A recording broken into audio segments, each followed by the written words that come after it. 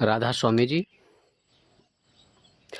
आज हम जानेंगे दुनिया में असली सुख और शांति क्या है। अगर आपको सच्चा सुख चाहिए तो दुनिया में सुख दो प्रकार का है। एक वह क्षणभंगुर यानी अल्प समय यानी कुछ समय के लिए होता है। दूसरा वह जो अनिश्चित काल के लिए होता है, असीमित समय के लिए होता है, जिसकी कोई सीमा नहीं हो, जिसकी कोई हद ना हो, बाउंडेशन ना हो, लिमिट ना हो। ऐसे को अनिश्चित काल के लिए सुख कहते हैं। अब आपको हम पहले सुख के बारे में समझाने का प्रयास करते हैं। इस दुनिया में जितनी भी चीजें बनी हैं या हैं, सभी नाशवान हैं। उदाहरण के तौर पर आप जी समझाते हैं, कोई गाना आपको बहुत ही अच्छा लगता है,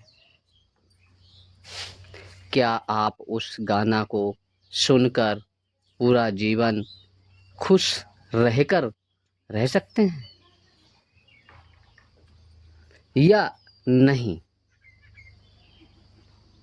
गाना या दुनिया के पदार्थ में सुख नहीं। ये तो अल्प समय के लिए है, कुछ समय के लिए है, थोड़ी देर के लिए है। अगर आपको अनिश्चित काल या परम सुख को प्राप्त करना चाहते हो तो आपको क्या करना चाहिए? आपको अध्यात्म का रास्ता अपनाना चाहिए। अध्यात्म का रास्ता क्या है और कैसे मिलता है? वह महात्मा जो अध्यात्म के रास्ते पर चल रहा हो, हम उसके पास जाएं और उससे बात करें कि आप किस तरीके से अध्यात्म के रास्ते पे चल रहे हैं। तो जो वो बताए उस पर अमल करें, तब आपको सुख की प्राप्ति और शांति हो सकती है। इसी प्रकार से एक सहजोबाई हुई हैं, बहुत बड़ी संत हुई हैं सहजोबाई जी। उन्होंने क्या कहा है? ना सुख विद्या के पढ़े, ना सुख बाद विवाद, साधु सुखी सहजो कहे, पायो भेदानु। चाहे जितना आप विद्या पढ़ लो, धन इकट्ठा कर लो, वाद विवाद कुछ भी कर लो, आपको सुख नहीं मिलेगा। आपने देखा होगा जितने बड़े बड़े पैसे वाले लोग हैं, अक्सर उनको रात में नींद नहीं आती। तो सुना है कि वो टैबलेट दवाइयाँ खाते हैं, तब नींद आती है रात में। थोड़ी देर के लिए नींद आती है, फिर उठ बैठते हैं। क्या यह सुख है?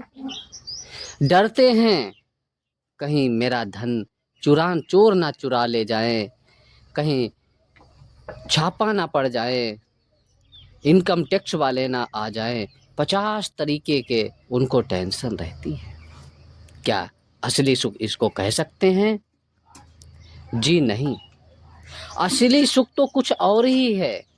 क्या है? आगे सहजोबाई कहती हैं, साधु सुखी सहजो कहे, पायो भेदनु। ठीक इसी प्रकार से साधु महात्मा जो आध्यात्म के रास्ते पे चल पड़े हैं, चल दिए हैं, उनके बताए हुए मार्ग पर आप चलेंगे तो आपको अनंतमय आनंदमय सुख समृद्धि प्राप्त होगी। वह सुख जो कभी फना नाश नहीं होगा, नष्ट नहीं होगा, नाबूद नहीं होगा। और ये सब कब होगा? जब आप अध्यात्म के रास्ते पर चलने वाले महात्मा से मिलकर उसके बताए हुए रास्ते पर चलेंगे।